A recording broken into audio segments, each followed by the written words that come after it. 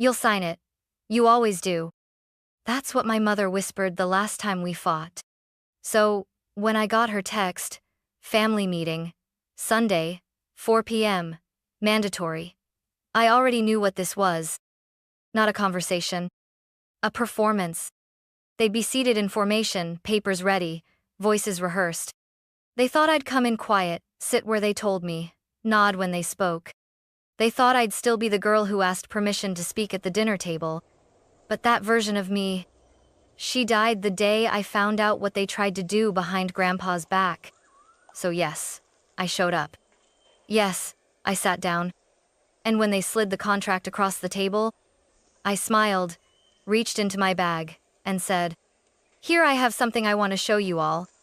I arrived at exactly 3:59 p.m. My mother's house hadn't changed. The same manicured lawn, the same red bricks she insisted made the place look established.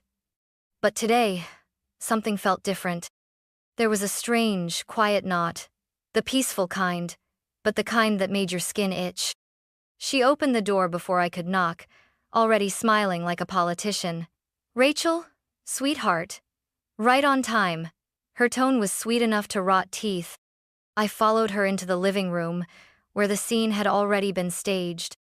The curtains were drawn. The coffee table had been pushed back.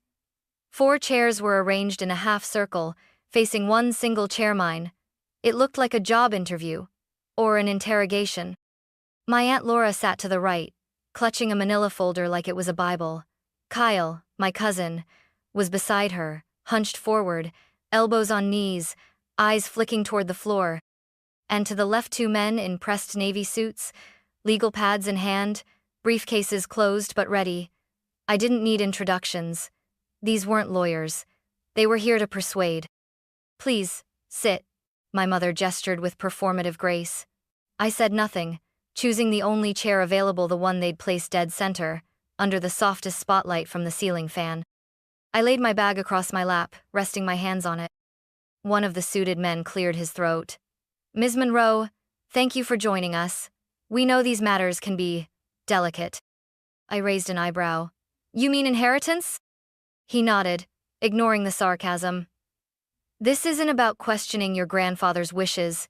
It's about unity, family cohesion." My mother cut in. "Rachel, honey, no one's trying to take anything from you. We're just asking you to consider what's fair. You're young, you have time, but the rest of us, we've struggled." I looked around the room. Aunt Laura, in her designer shoes. Kyle, who just posted a photo last week of his new motorbike.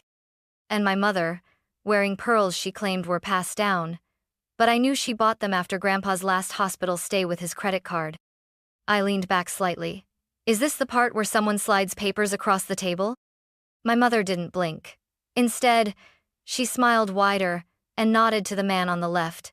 He opened his briefcase, took out a stack of documents, and gently placed them in front of me. "It's a voluntary redistribution agreement," he said. "You'd still retain a comfortable portion 15 while ensuring the rest is shared among your family." Comfortable. Like they were doing me a favor. My fingers tapped the edge of my bag slowly. I wasn't angry. Not yet. Because I already knew what I was going to do. No one moved as I picked up the document. The paper was thick-weighted, professional, like they wanted the signature to feel important. But I didn't even glance at the words. I didn't need to. I already knew what they said. "Rachel," Aunt Laura began, her voice low and trembling. "We know this isn't easy. Your grandfather, he loved you, that's true. But he also loved all of us. This," she motioned to the papers, "this just reflects what he would have wanted if he'd been thinking clearly." "If?" I repeated, my tone flat. My mother sighed like a martyr in a soap opera. "He wasn't well, sweetheart. You saw it too," repeated himself. "He forgot things. You can't tell me you didn't notice." "He updated his will 6 weeks before he passed," I replied calmly. "Had it notarized, witnessed, and sent a copy to his accountant. Doesn't sound that confused to me." Kyle shifted in his seat. I caught the flicker of guilt behind his eyes. "But, baby," my mother said, softening her voice like she used to when she wanted me to confess to something I didn't do. You have to understand what this is doing to the family. We're not trying to hurt you. We're just asking you to do the right thing. I looked at her, really looked.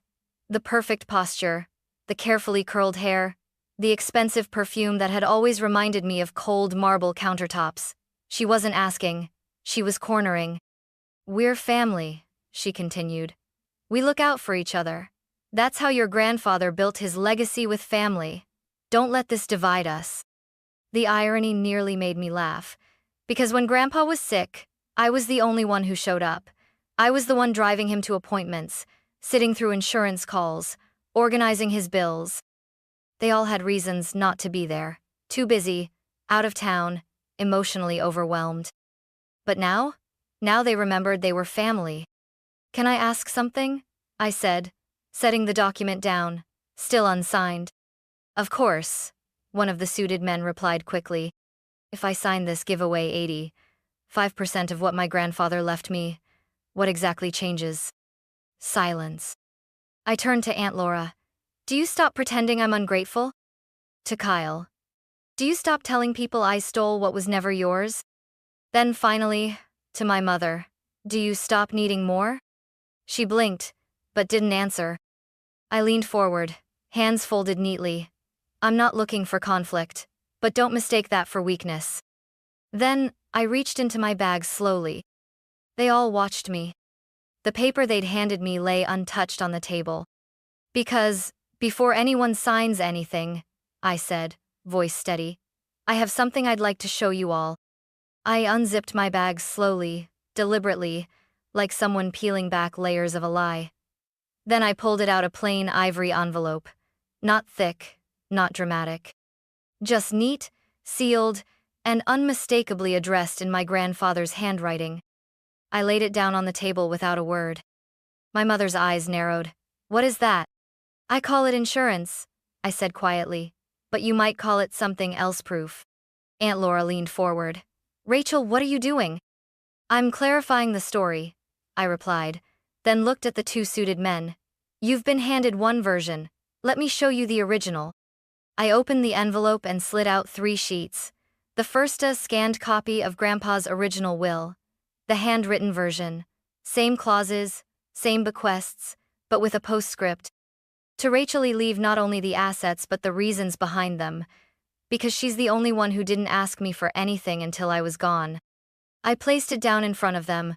One of the men blinked, already reaching for it. I stopped him. Wait, it gets better. The second sheet. A bank transfer confirmation from 2 months before Grandpa's death. 25, 0 wired to Laura T. Duncan, memo line. Emergency support for Kyle's child's surgery. I turned to Kyle. You told me she needed surgery that week, but this? I said, sliding my phone onto the table, screen already unlocked to an Instagram post, was you that same weekend in Vegas. Bottle service, new suit, table full of chips. Caption, needed this escape, feeling blessed.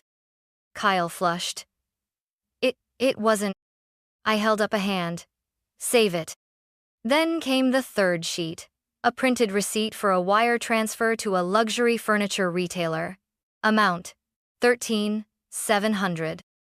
Recipient, Susan Monroe, me mother. Date, 3 days after Grandpa entered the hospital for the last time.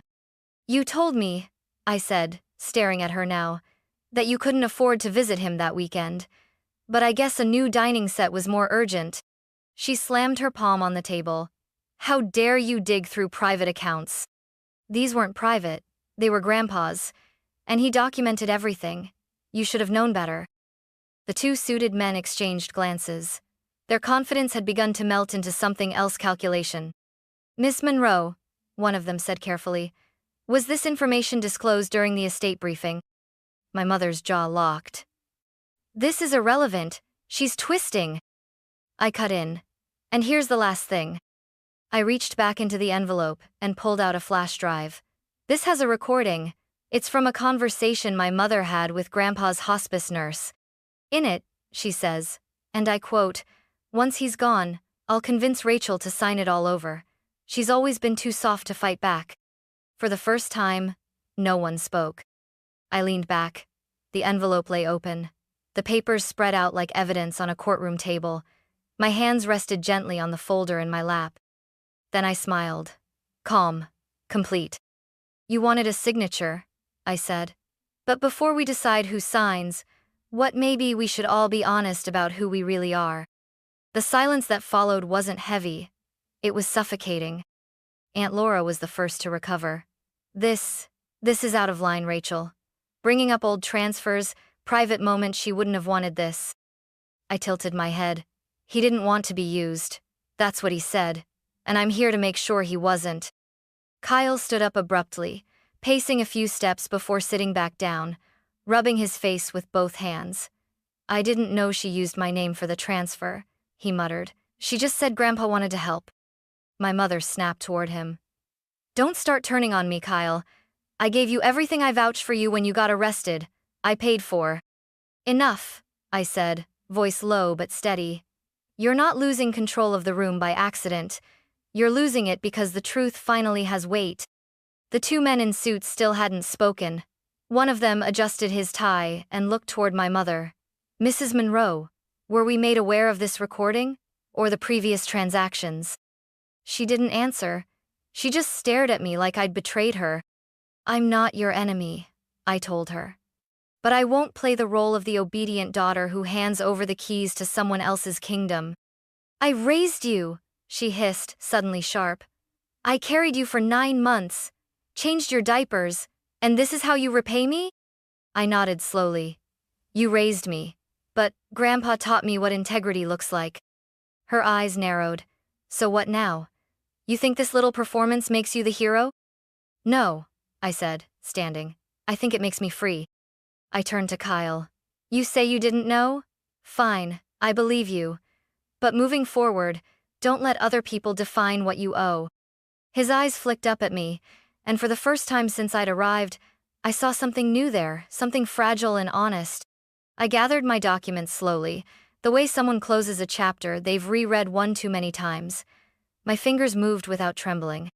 Behind me, the others still sat frozen in their chairs, some ashamed, some exposed, all unprepared. I looked at the two men in suits one last time. This isn't a family dispute. It's an inheritance defense, and we're done here. They nodded quietly. I walked toward the door, my mother's voice trailing after me. You'll regret this. I paused, hand on the knob. No, I said without turning back. I regret waiting this long to stop pretending any of this was love. Then I opened the door and stepped into the air. Crisp. Quiet. Mine. The air outside felt sharper than I remembered. Or maybe it just felt real. I didn't expect footsteps behind me, but they came anyways, oft, hesitant, stopping just short of the front porch. It was Kyle. He stood there, hands in the pockets of his hoodie, shoulders slumped like a kid waiting for detention. For a while, neither of us said anything. Then he cleared his throat. I didn't know she'd lie. About the surgery. About using my name. I nodded, not looking at him. I believe you. He shifted on his feet. You didn't have to defend me in there. After what I did, you were dragged into a system that rewarded silence, I said, turning to him. That doesn't mean you have to stay in it. He looked surprised by that. Then something softer passed across his face, shame, maybe. Or the first breath of relief. Can I ask you something? He said. I raised an eyebrow. Did Grandpa really... was that all true? The letter, the postscript, the money? I reached into my bag again, not to pull out more evidence, but something quieter. A folded piece of notebook paper, faded, creased from years of being opened and read. I handed it to him. To Rachel and Kyle.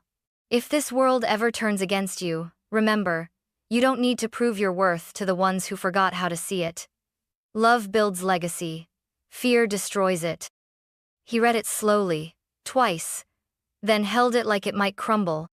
I thought he hated me, Kyle murmured. He barely spoke to me at the end. I smiled gently. He didn't hate you. He just didn't know what you were becoming yet. The wind shifted. He blinked hard. You know, I said, there's an open internship in Grandpa's old office. It's unpaid, inconvenient, and full of spreadsheets. But it's real work. You up for it? His head jerked up. Seriously? Completely. But if you show up late, I'm docking your future imaginary salary. He let out a short, surprised laugh, the kind that sounds like someone remembering how. I'll bring coffee, he said. Good. Bring mine black. As we walked to my car, the silence between us felt different. It wasn't awkward or heavy. It was earned. At the passenger door, he paused. So, what happens now? I looked up at the house behind us. The curtains were still drawn, the war was over, but the damage would echo. Now, I said, we rebuild, quietly, thoroughly, and in the image of someone who never wanted to see this family broken in the first place. 2 days later, I returned to the house Grandpa left me. The key felt heavier than I remembered. Maybe because this time, it wasn't just a way to get in, it was a symbol of everything I now carried. The click of the lock echoed into a space untouched since the funeral. Dust swirled in shafts of light. The furniture was covered in white sheets, but the stillness wasn't cold, it felt paused, like a breath waiting to be exhaled. I made my way straight to his study. The air there was different, warmer, still faintly smelled of cedar and old paper. His desk sat exactly as I remembered, papers neatly stacked, pens aligned like soldiers on parade. I didn't sit right away. I stood at the threshold, unsure if I was stepping into the past or the beginning of something new. Eventually, I opened the bottom drawer. His journal was there. Dark green leather, corners soft from years of use. I flipped past pages of figures, vendor names, timber costs. Then I found this thoughts, written in tight, slanted cursive. Legacy isn't about who wants it. It's about who can carry it without breaking. Another entry, dated the month before he died. Rachel sees numbers the way I see grain and wood. She builds slow, without shortcuts.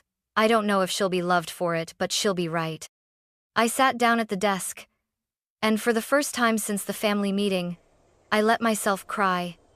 Not out of grief, not out of anger, but from the weight of knowing he had seen me, clearly and completely, when no one else had even tried. When the tears stopped, I picked up a pen and made a list. Review all contracts with new vendors. Meet Angela to finalize estate filings. Set up educational fund for Kyle, small, structured, and with oversight. Reopen office under new name, Vance, Monroe Materials. Start eco initiative. Grandpa once dreamed about recycled lumber and green thermal concrete. It felt good to write, not just react but plan. Later that afternoon, I met Angela for lunch. I handed her the journal. She flipped through it, eyes pausing at certain lines, her brow rising. This, she said, is gold. This isn't just paperwork. This seals intent, philosophy, continuity. Probate court will respect this. I nodded. I'm not fighting anymore. I'm preserving. Angela smiled. And building. Exactly. As I signed the last document to officially transfer the property, Angela looked at me. You know, she said, your mother's silence might be the biggest gift you've been given. I nodded. Because now, I replied, I get to hear myself think. 1 week later, the locks on Grandpa's old warehouse clicked open for the first time in months. The air inside was stale, tinged with sawdust and rust, but the bones of the place were strong. The work tables were still where we left them. The corkboard still held yellowing notes in his handwriting. It wasn't a graveyard. It was a sleeping giant. I stood in the center of the floor, arms crossed, letting the silence settle around me. Then I heard the footsteps. Kyle walked in, wearing jeans that didn't quite fit, and a t-shirt with the logo of a band I didn't recognize. He looked like he didn't belong, but also like he wanted to. You're early, I said. You said 8 a.m. I did. I nodded, smiling slightly. Didn't think you'd take that literally. I didn't want to mess this up. I handed him a clipboard. You won't, but you will earn it. He looked at the checklist. Equipment inventory, safety report, spreadsheet updates. Looks technical. It is, I replied. We don't build shortcuts here. He gave a short nod, something almost reverent, and headed toward the back office. As he worked, I unpacked boxes from storage. Each one held memories I hadn't realized I was saving.